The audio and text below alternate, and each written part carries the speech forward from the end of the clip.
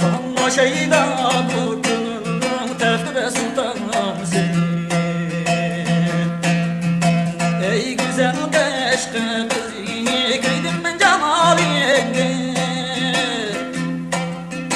Sanma şeyda bu gönlüm tefre sultanım seni.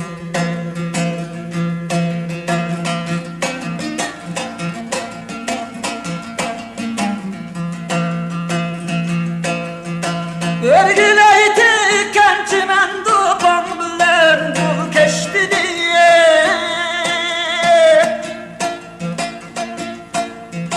Tuttumu havlus siyecin bilen can işti diye. Tuttumu havlus siyecin bilen can işti diye.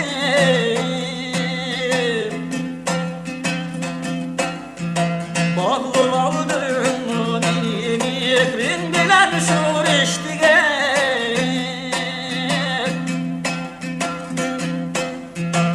Hiç gidelmeymen hüsnünü gülgen restini.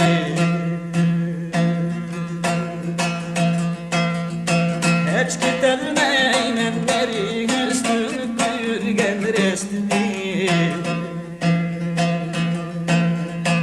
Ey güzel kaşka kızı seni kırdım kilerim.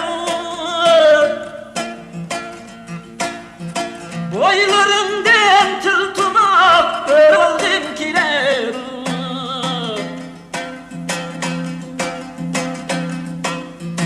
Ey güzel kaşka kızı